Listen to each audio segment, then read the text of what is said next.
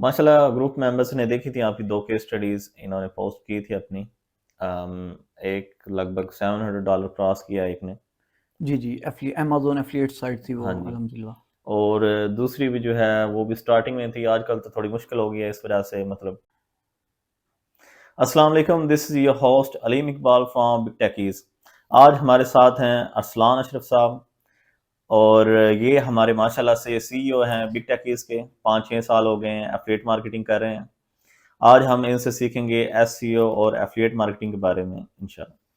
जी, अस्सलाम वालेकुम अरसलान साहब, क्या हाल है आपके? वालेकुम सलाम, अल्हम्दुलिल्लाह ठीक। जी, अरसलान साहब अपनी जर्नी के बारे में बताएँ, कहाँ से आपने स्टार्ट लिया और आपके मन में ये किस तरह से आया कि आपको एसईओ सेलेक्ट करनी चाहिए? सर मैंने स्टार्ट तो मैट्रिक से लिया था, मैट्रिक के जब एग्ज़ाम हुए थे तो मैंने प्रोग्रामिंग से स्टार्ट लिया था, एचटीएमएल, सीएसएस। तो उसके बाद से फिर एडमिशन मेरा हो गया पंजाब कॉलेज में, तो वो फिर पेंडिंग हो गया। और जब मैंने मेरा आईसीएस कंप्लीट हुआ तो उसके बाद काफ़ी एक टाइम ड्यूरेशन होती है। मैंने स्टार्ट किया था सर अब्दुल वली के कोर्सेज़ से मैंने स्टार्ट हुँ, भी लिया था, ब्लॉगर के, जो कि आई थिंक मेरे याद है कि आपने ही प्रोवाइड किए थे हमें कोर्सेज़ वगैरह, जिससे हुँ, मैंने स्टार्ट लिया। फिर यूनी में चला गया, आपने मतलब एडवाइस ली थी मैंने आपसे कि हुँ। क्योंकि हम मतलब मैं आपको ये बताता चलूँ कि बैकग्राउंड है हमारा गाँव पिंडी भटियाँ, उधर से ही हैं हम। तो अलीम भाई से मैं डिस्कशन करता रहता, इन्होंने यही मुझे सजेस्ट किया था कि यूनिवर्सिटी में जहाँ जाएँ स्किल्स वगैरह पे काम करें, लेकिन मैंने कहा नहीं सर, यूनिवर्सिटी भी ज़रूरी चीज़ है एक। हाँ। तो मैंने यू उसके बाद दूसरे साल यूनिवर्सिटी छोड़ के वापस आ गए थे। जी, जी, बिल्कुल। तो मैं इनको मैंने आइडिया दिया था कि आप वीयू से कंटिन्यू कर लें। जी, बिल्कुल इसी तरह। अच्छा। तो मैं यूनिवर्सिटी में गया तो वेरीफा इंटरनेशनल फैसलाबाद कैंपस में मैंने बीएस कंप्यूटर साइंस में एडमिशन लिया। तो मैंने वो फर्स्ट सेमेस्टर में माशाल्लाह वहाँ पे 3.5 जीपीए के साथ कंप्लीट किया। तो माशाल्लाह। मुझे फ़ील हुआ कि ये तो बिल्कुल एक रट्टा सिस्टम है सर, आज़ाद चायवाला को भी मैं सुनता रहता था। तो उनकी मैंने जब एक मतलब एक उनका ट्यूटोरियल आया था कि यूनिवर्सिटीज़ वगैरह में स्किल्स नहीं दी जा रही। मैंने वही सारी चीज़ें वही एक्सपीरियंस कर रहा था मैं। तो मुझे लगा कि वाक़ई सर ठीक हुँ, बोल रहे हैं। मैं बहुत ज़्यादा टाइम वेस्ट कर रहा हूँ, तो उसमें उन्होंने ये भी बोला था कि आप जल्दी से अपना प्रैक्टिकल स्किल्स 6 माह सीखें और जल्दी अर्निंग की तरफ आएँ और जल्दी शादी करें। मैंने कहा यार ये तो हाँ। अच्छी बात है। ये तो एक शादी सबसे बड़ी मोटिवेशन होती है। मोटिवेशन होती है बिल्कुल। तो मैं एकदम से मुझे वो हिट किया पॉइंट, तो हुँ, मैं वापस आने लगा था। फिर मैंने सोचा यार घर में जाके उन्होंने ना पिटाई बहुत कर दी है। उन्होंने हुँ, कहा भाई पहले तूने सोचना था, अब हुँ, तुझे क्या ख्याल आया अचानक हमारा 4-5 लाख ज़ाया करके। हुँ, तो फिर मैंने कहा चलो साथ-साथ स्टार्ट करते हैं। फिर मैं आपसे कनेक्ट हुआ तो मैंने आपसे कहा कि सर मैं स्टार्ट करना चाहता हूँ, तो मुझे हुँ, गाइड करें। तो आपने शायद फाइवर वगैरह का मुझे बताया था और सॉफ्ट हुँ, स्किल्स वगैरह आपने बोला था।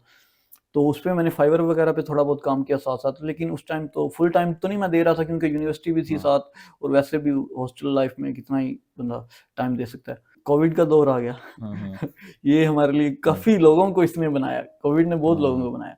तो इस वहाँ पे कोविड में जब फिर ऑनलाइन लेक्चर्स होते थे, ज़ूम पे हम मोबाइल पे लगा के छोड़ देते थे लेक्चर्स हुँ, वगैरह को, और साथ में खुद हम प्रैक्टिकल स्किल्स वगैरह पे मैं काम कर रहा था ऑनलाइन। तो आपसे ही मैं इंस्पायर भी था, तो आप माशाल्लाह। आप एसईओ में थे, तो मैंने हुँ। भी कहा कि एसईओ में ही जाना चाहिए, आपसे मशवरा वगैरह किया तो।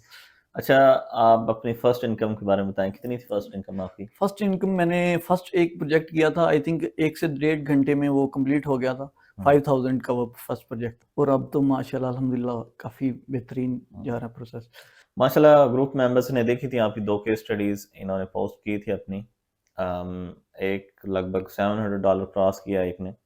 जी, जी, अमेज़न एफ़िलिएट साइट थी वो हाँ जी। अल्हम्दुलिल्लाह। और दूसरी भी जो है वो भी स्टार्टिंग में थी, आजकल तो थोड़ी मुश्किल हो गई है इस वजह से मतलब $300 तक गई है दूसरी वेबसाइट। जी, जी, बिल्कुल मंथली वो। तो आजकल बड़ा ज़्यादा गूगल क्रैक डाउन कर रहा है वेबसाइट्स के ऊपर और आजकल बड़ी डिप्रेशन में नज़र आ रही है ब्लॉगिंग कम्युनिटी हमें।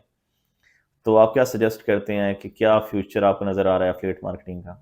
एफ़िलिएट मार्केटिंग बिल्कुल, गूगल ने बहुत ज़्यादा स्ट्रिक्ट रूल्स अप्लाई किए हैं। एफ़िलिएट्स को बहुत ज़्यादा वेबसाइट को पेनलाइज़ किया है। मैनुअल पेनल्टी भी लगाई है, और एल्गोरिदम के ज़रिए भी काफ़ी ज़्यादा साइट्स को डाउन किया है गूगल ने। तो इसमें न्यू बायर्स के लिए ये एडवाइस है कि एफ़िलिएट की तरफ ना आएँ। फ़र्स्ट ऑफ ऑल तो आपको लोकल की तरफ जाएँ, क्लाइंट क्लाइंट की तरफ जाएँ, वहाँ से एक्सपीरियंस मिनिमम 1 से 2 ईयर का एक्सपीरियंस हो जाए, उसके बाद अपनी साइट ब्लॉगिंग वगैरह स्टार्ट करें। बस बजट है, फिर भी आप अमेज़न की तरफ ना आएँ, मेरा ये सजेशन है कि अमेज़न एफ़िलिएट की तरफ ना आएँ, आप एडसेंस या लोकली मतलब लोकली ब्लॉगिंग भी होती है, जिस तरह दुबई के टूरिज़्म पे आप साइट बना सकते हैं, और क्या नाम है किसी भी लंदन वगैरह के मतलब एक बिल्कुल जिस तरह पुर्तगाल के टूरिज़्म या इवेंट ब्लॉगिंग आप कह सकते आप इस तरह से स्टार्ट ले सकते हैं। और नॉन इंग्लिश साइट में भी मैंने देखा है काफ़ी लोग प्रोग्रेस कर रहे हैं और अच्छा अर्निंग कर नॉन इंग्लिश में मेरे ख्याल तो से ये आप असलान भाई ने बड़ा ही ज़बरदस्त पॉइंट बताया है कि नॉन इंग्लिश में मैंने देखा है कि न्यू बायर्स के लिए बड़ी ज़बरदस्त है। इसमें आपको इतनी ज़्यादा एल्गोरिथमिक डिफ़िकल्टीज़ भी फेस नहीं करनी पड़ती, आसानी से रैंक भी कर जाते हैं। एग्जैक्टली बिल्कुल इसके अलावा बड़े लोग मतलब ये गलती करते हैं कि आजकल एफिलिएट मार्केटिंग की टेरिटरी बड़ी ही ज़्यादा रिस्की हो चुकी है, आपकी इन्वेस्टमेंट बहुत ही ज़्यादा रिस्की है। तो लोकल में बहुत ही ज़्यादा स्पेस है, बहुत ही ज़्यादा लो कंपटीशन है, ई कॉमर्स तो गोल्डन पाई है। मतलब एग्जैक्टली ये है कि ये इतनी ज़्यादा आसान है कि अगर एक बंदा करोड़पति भी होना चाहता है तो जितनी ज़्यादा हमारी लो कंपटीशन मार्केट है ई कॉमर्स की, अगर उसे थोड़ा बहुत आइडिया है शिपिंग का और दूसरी चीज़ों का, तो आसानी से कवर कर सकता है। एग्जैक्टली बिल्कुल सर। मैं भी देख रहा था कि लोकल जो ई कॉमर्स है उसमें बहुत ज़्यादा गैप है, बहुत ज़्यादा गैप है। जो कर भी रहे हैं वो डिजिटल मार्केटिंग एड्स रन के ज़रिए कर रहे हैं। नहीं उसमें कोई एसईओ के ज़रिए मेरा नहीं ख्याल कि मतलब बहुत चंद लोग हो गए हैं जो कि एसईओ के ज़रिए लोकल ई कॉमर्स में कर रहे हैं। इसमें बहुत ज़्यादा गैप है, तो आप ईज़िली आप बिल्कुल पे रैंक कर सकते हैं। थोड़ी-सी स्ट्रगल आप लगाएँ, कंसिस्टेंसी से काम करें तो इंशाल्लाह वो आप रैंक कर सकते हैं ईज़िली। हाँ। अच्छा, आपने ड्रॉप शिपिंग के ऊपर भी एक बिज़नेस स्टार्ट किया था, थोड़ा-सा ऑडियंस को उसके बारे में भी गाइड जी, करें? बिल्कुल। असल में मैंने किया था स्टार्ट, उसमें मैंने एक दोस्त ने मुझे मोटिवेट किया था थोड़ा, उसने पर मुझे इतना आइडिया नहीं था प्रोडक्ट चूज़ करने का, ठीक है? तो हुँ, वो एक मुझे कॉस्टली प्रोडक्ट पड़ रही थी, मैंने हुँ, टिकटॉक का एजेंसी अकाउंट बाय किया था, उसमें हुँ, $150 का टॉप अप करवाया था हुँ, शॉपिफ़ाई पे स्टोर मैंने savegadgets.com से मैंने साइट स्टार्ट की थी। उसमें ये कि ट्रेंडिंग प्रोडक्ट्स में बच्चों के एलईडी टैबलेट्स हुँ, वगैरह उसको मैंने पर्सनली सैटिस्फैक्शन नहीं हुई थी कि वो मैंने हुँ, 500 की आई थिंक प्रोडक्ट ले रहा था, वो मैंने खुद भी अपने लिए बच्चों के लिए भी मंगवाई थी, तो उसकी क्वालिटी बहुत ही ज़्यादा चीप थी। ड्रॉप शिपिंग का ये मसला होता है, आप जब तक प्रोडक्ट ना मंगवाएँ मेरे ख़्याल से उससे खुद आपको टेस्ट करना चाहिए प्रोडक्ट को और फिर ड्रॉप शिपिंग करनी चाहिए उसकी। मैं उसे सेल कर रहा था 17 से 1800 रुपीज़ और मुझे प्रॉफ़िट भी नहीं उसमें इतना अच्छा आ रहा था। टिकटॉक एड्स काफ़ी कॉस्टली होते हैं, तो उसपे भी काफ़ी मेरा बजट जा रहा था, तो हुँ। मतलब इतना ज़्यादा प्रॉफ़िट मार्जिन नहीं था और जो प्राइस पे कर रहा है उसे भी क्वालिटी की चीज़ नहीं मिल रही थी। इस वज़ह से मैंने उसे एक दफ़ा स्किप कर दिया। मैंने कहा कि ब्लॉगिंग पे अच्छे से काम करते हैं और बाद में जब मतलब फुल स्केल पे जब आप जाएँगे फिर वो ई-कॉमर्स स्टार्ट करेंगे। हाँ, माशाल्लाह। अच्छा, एसईओ आपने स्टार्ट किया है तो आप बिल्कुल गाँव में थे और आज अल्लाह ने एसईओ के ज़रिए आपको कामयाबी दी और आप इस्लामाबाद आ गए, यहाँ पे रह रहे हैं 2-3 साल से। अल्हम्दुलिल्लाह। तो अ, क्या आप ये सोचते हैं कि जो न्यू जनरेशन है, जो यूनिवर्सिटी से पढ़ रही है, उनके लिए ये एक अच्छी फ़ील्ड है, इसके अंदर वो अपना फ्यूचर देख सकते हैं? बिल्कुल सर, बहुत अच्छी फ़ील्ड है, इसमें आपको बहुत ज़्यादा मतलब आपकी अगर आप कंसिस्टेंसी से काम करते हैं, न्यू चीज़ें इस एसईओ का एक सबसे बड़ा प्रॉब्लम ये है कि जब तक आप न्यू चीज़ें लर्न करते हैं, तो आप ग्रो करते हैं। जब हुँ, आप न्यू चीज़ें लर्न करना छोड़ देते हैं, तो आप बहुत पीछे रह जाते हैं। हुँ, एसईओ की डेज़ बाय डे अब तो एआई की वजह से इतना ज़्यादा अपडेट हो गया है एसईओ और एआई से मतलब एल्गोरिदम गूगल का डे बाय डे अपडेट्स हो रहे हैं। तो पहले तो 1 ईयर में आई थिंक 1 से 2 अपडेट्स आती थी, आपको भी हाँ आई जी, थिंक याद है। तो हाँ, अब तो मतलब आई थिंक 1-2 माह गुज़रते नहीं है तो कोर अपडेट आ रही है, कभी को हाँ जी। हेल्पफुल कंटेंट अपडेट आ रही है, बहुत ज़्यादा अपडेट्स आ रही हैं। अगर आप अपडेट रहेंगे तो आप एसईओ में कामयाब हो सकते हैं, नहीं तो अगर आप कंसिस्टेंसी से लर्निंग नहीं करते तो फिर आप एसईओ में आपके लिए काम करना काफ़ी मुश्किल हो जाए। अच्छा, वैसे मेरा ख़्याल है कि एक बंदा जो न्यू बाई आता है, उसे कोशिश करनी चाहिए कि वो फ्रीलांसिंग से स्टार्ट करे। क्योंकि पाकिस्तान में ज़्यादातर मसला है लोगों के पास जो लोग आते हैं, वो अपना सारा बजट यूनिवर्सिटीज़ वग़ैरह पे ज़ाया कर चुके होते हैं। उनके पास बिल्कुल बजट नहीं होता कोई भी काम स्टार्ट करने के लिए, हत्ता कि ज़्यादातर लोगों के पास डोमेन और होस्टिंग के लिए भी नहीं होता। तो क्या ख़्याल है आपका फ्रीलांसिंग एक अच्छा प्लेटफ़ॉर्म है? एग्ज़ैक्टली बिल्कुल सर, बहुत अच्छा प्लेटफ़ॉर्म है क्योंकि आप न्यू चीज़ें लर्न की होती हैं, आपको एक्सपीरियंस भी नहीं होता। अगर आप घर वालों से चलो मुश्किल से आपको वो बजट अरेंज भी कर दें, फॉर एग्ज़ाम्पल अगर हुँ, तो होता नहीं है, वो अगर अरेंज भी कर दें तो वो उसके लॉस के बहुत ज़्यादा चांसेज़ होते हैं, बहुत हुँ, ज़्यादा चांसेज़ होते हैं। इस तरह ये है कि फ्रीलांसिंग से ये है कि आप लोगों की साइट्स पे एक्सपीरियंस गेन करके और फिर बाद में जब आपके पास अच्छी इन्वेस्टमेंट आ जाती है तो फिर आप वहाँ से स्टार्ट। मैं आपको एक चीज़ बताता चलूँ कि मैंने एक काफ़ी बड़ी मिस्टेक की थी कि वो मैं ऑडियंस को कहूँगा वो नहीं करनी चाहिए। मेरे पास बजट आया था, फैमिली से अरेंज किया था कुछ मेरे पास खुद से, तो मैंने ब्लॉगिंग स्टार्ट करने अमेज़न एफ़िलिएट में जर्नी स्टार्ट करने लगा था। तो मेरे पास अच्छे खासे क्लाइंट थे, 3-4 अच्छे क्लाइंट चल रहे थे। तो मेरे पास अकाउंट में पैसे पड़े हुए थे, तो मेरे मुझे टाइम नहीं मिल रहा था, चीज़ें मैनेज नहीं हो रही थी। वो मतलब मैं लगाना चाह रहा था, न्यू अपनी एफ़िलिएट साइट स्टार्ट करना चाह रहा, लेकिन कर नहीं पा रहा था। काम का बर्डन बहुत ज़्यादा था, क्लाइंट्स के काम का। तो फिर मैंने मतलब इमोशनल एक फ़ैसला लिया कि मैंने सब क्लाइंट्स को कह दिया कि ये मंथ मेरा लास्ट है।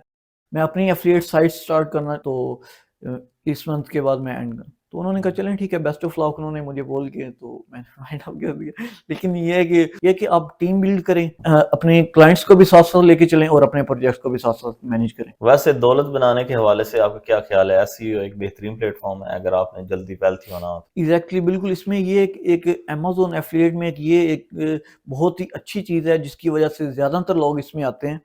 एक तो इसका ये है कि जो भी आप अमेज़न की लिंक से आप जाएँगे, जितनी भी प्रोडक्ट्स, एक प्रोडक्ट नहीं, जितनी भी प्रोडक्ट्स वो बाय करेंगे, आपको उसका कमीशन मिलेगा। मैं ऑडियंस को ये बताता चलूँ कि ये 40x से 30x से 40x हमारी एफ़िलिएट साइट सेल हो जाती है। एम्पायर फ्लिपा, फ्लिपर्स और मोशन इन्वेस्ट पे वेबसाइट अपनी ईज़िली सेल कर सकते हैं। वहाँ पे बहुत ज़्यादा आपको बायर्स मिल जाते हैं, जो कि आपकी अगर स्पामी साइट नहीं है, कंटेंट आपका ओरिजिनल है, बैकलिंक्स स्पामी नहीं दिए हुए, आपने अच्छे तरीके से एक व्हाइट हैट एसईओ के ज़रिए आपने वेबसाइट को डेवलप किया हुआ है, तो आपकी 30 से 40x में ईज़िली सेल आउट हो जाती है। अच्छा, वैसे मैं कुछ रिकमेंडेशन दे दूं कि ईएमडी वेबसाइट जो होती है वो काफ़ी मुश्किल होती है सेल करनी। एग्जैक्ट माई डोमेन की जो एग्जैक्ट माई डोमेन पे एफिलिएट वेबसाइट बनी होती है।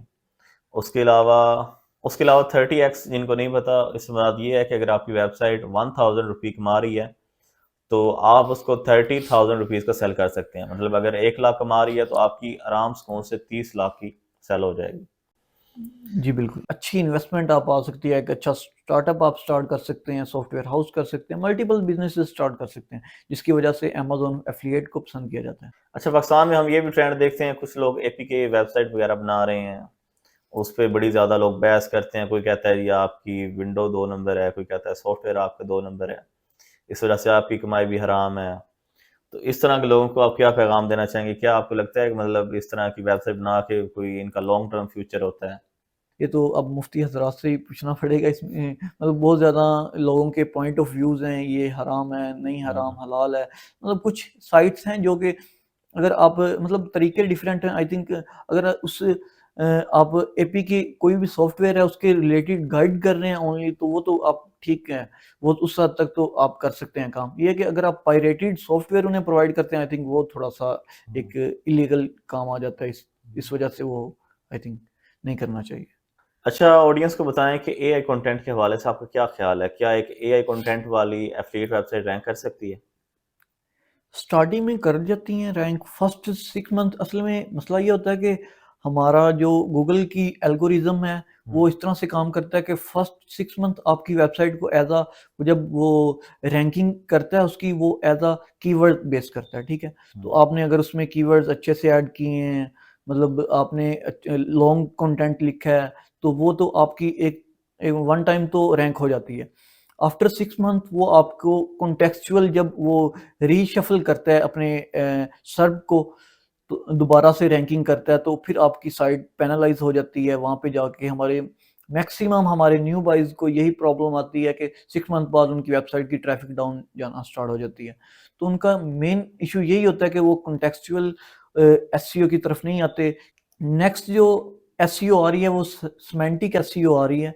जो पहले ट्रेडिशनल एसईओ होती थी, वो अब उसका इरा एंड होने जा रहा है। जिस तरह से पहले आप आपको भी पता है सर कि जिस तरह पहले एसईओ यही हमें तो स्टार्टिंग में तो हमने ये हुँ, भी यही पढ़ा था कि मेन कीवर्ड को फर्स्ट पैराग्राफ में रखना है, हुँ, बोल्ड कर देना है, हुँ। इंटरनल लिंक इस तरह कर देना है, एक्सटर्नल लिंक इस तरह कर देना। अब आई थिंक वो चीज़ें काफ़ी हद तक खत्म होने हो रही हैं। जो यूज़र को एक क्वालिटी कंटेंट प्रोवाइड करता है, उसे प्रॉपर गाइडेंस प्रोवाइड करती हैं, वही साइट्स आई थिंक सर्वाइव कर रही हैं।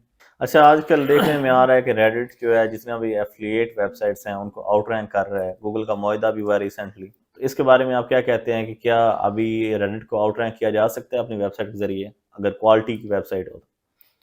जी, बिल्कुल किया जा सकता है अगर क्वालिटी की, वही बात आपने की है कि क्वालिटी की वेबसाइट हो, कॉन्टेक्सचुअल उसमें यूज़र प्रॉपर गाइड हो। अ, अगर आप सेमेंटिकली आपने साइट को अपनी को ऑप्टिमाइज़ किया है और टॉपिकल अथॉरिटी वाइज़ आपकी साइट उस पे गूगल की रूल्स एंड रेगुलेशन पे पूरा उतर रही है, तो फिर बिल्कुल आप रेडिट को भी आउट रैंक कर सकते हैं, अभी भी कर सकते हैं।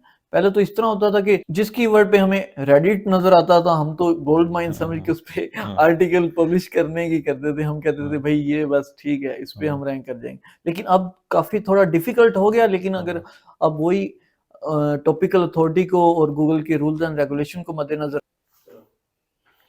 अच्छा, मिस्टर अरसलान, क्या लगता है आपको मैक्सिमम एक बंदा एसईओ के ज़रिए कितना अर्न कर सकता है? एसईओ के ज़रिए सर कोई लिमिट नहीं है इसकी। हाँ, आई थिंक ये स्केलिंग पे डिपेंड करता है कि आप कितनी अपने बिज़नेस को स्केल करते हैं, आपका क्या माइंडसेट है। तो एक आप लीडर माइंडसेट के साथ चलते हैं या आप सिर्फ इंडिपेंडेंटली आप काम करते हैं। तो अगर आप इसे स्केल करना चाहते हैं तो फिर आपको एक प्रोफेशनल अच्छी टीम की ज़रूरत होती है। तो उस पे आप, उसकी कोई लिमिट नहीं है, आप मल्टी मिलियंस में भी जा सकते हैं। अच्छा, वैसे आपके ख्याल से एक बेहतरीन जगह एक न्यू बाई, बिल्कुल न्यू बाई अगर स्टार्ट करना चाहता है तो जगह का बता दें, और ये भी बता दें कि कौन से स्किल से उसे स्टार्ट करना चाहिए अगर वो ऐसे स्टार्ट करना चाहता है तो? अगर एसईओ स्टार्ट करना चाहता है तो बेसिकली उसे वेबसाइट का थोड़ा आइडिया होना चाहिए कि वेबसाइट किस तरह से बनती है। एचटीएमएल सीएसएस सीखनी चाहिए, उसके बाद वर्डप्रेस को उसे तो बेसिक उसे सीखना चाहिए। एसईओ में फिर उसे बेसिक एसईओ यूट्यूब से आपको बहुत ज़्यादा कोर्सेज मिल जाते हैं। सर अलीम के काफ़ी ज़्यादा सीरीज हैं, फ्रॉम स्क्रैच है, बिगनर्स है, और बहुत ज़्यादा कोर्सेज अवेलेबल हैं। और भी सर उमर तस्कीर है, इंडियंस हैं, और इस्माइल सर बहुत अच्छा काम कर रहे हैं, और भी सर शाम सरवर माशाल्लाह से बहुत अच्छा काम कर रहे हैं। बहुत से अच्छा, वैसे यूट्यूबर्स हैं। ये जितने भी इन्होंने कोर्सेज मेरे मेंशन किए हैं ये कम्प्लीटली फ्री ऑफ कॉस्ट हैं, ये वो वाले नहीं है जो पेड हैं, ये फ्री की बात कर रहे हैं। जी, बिल्कुल, वो हाँ, यूट्यूब पे अवेलेबल हैं प्लेलिस्ट की सूरत में। मैंने मैक्सिमम जो एसईओ का नॉलेज है आपके माशाल्लाह। यूट्यूब चैनल से और आपके फिज़िकली आपसे ही सीखा है। तो हमें हाँ, थोड़ी-सी वैसे आदत भी हो गई है, हमने कोई चीज़ सर्च भी करनी है, माशाल्लाह 1000 प्लस आपकी वीडियोज़ यूट्यूब पे हाँ, पड़ी हुई हैं, तो आगे वो प्रॉब्लम लिखते हैं, आगे लिख देते हैं जी अलीम इकबाल। पाकिस्तानी एसईओ में माशाल्लाह काफ़ी अच्छी आपकी कंट्रीब्यूशन है, 1000 प्लस वीडियोज़ बनाना एक टफ टास्क है आई थिंक। तो ये हाँ आपको जी, काफ़ी साल लग गए हैं बनाते-बनाते तो। बिल्कुल ये आप तो इंशाल्लाह आप न्यू कोर्सेज़ भी आ रहे हैं, सिमेंटिक एसईओ का भी एक कंप्लीट कोरे की बेस के ऊपर कोर्स आ रहा है, और उसके अलावा एक बेसिक टू एडवांस भी कंप्लीट डिटेल 5-6 घंटे का कोर्स आ रहा है, जो कि बिल्कुल फ्री होंगे। जी सर, ये कोरे वाला तो हमारी आप पाकिस्तानी कौम पे एक एहसान करेंगे। मैंने भी इसे ट्राई किया था समझने का, हुँ, लेकिन वो इतनी ज़्यादा मुश्किल इंग्लिश पता नहीं क्यों यूज़ करता है, पता नहीं वो समझाना नहीं जा रहा था या मतलब कि समझ नहीं आई। लेकिन बहुत ज़्यादा मुश्किल उसने टर्म्स यूज़ की थी एसईओ की, जो कि हमने पहले काफ़ी मतलब आई थिंक मेरा नहीं ख्याल कि हमने ज़्यादा टर्म के बारे में कभी सुना है। काफ़ी अच्छा कोर्स लगा है, लेकिन ये है कि उसे समझना काफ़ी ज़्यादा मुश्किल है। तो आप उसे ईज़िली उर्दू में ट्रांसलेट करके या अपने मतलब पॉइंट ऑफ व्यू से उसे समझाएँ तो वो तो बहुत अच्छी चीज़ हो जाएगी। हाँ। चलें, शुक्रिया अरसलान साहब अपना टाइम देने का। इंशाल्लाह हम मिलेंगे next time with another guest. अल्लाह इंशाल्लाह। हाफ़िज़। ओके सर, अल्लाह हाफ़िज़।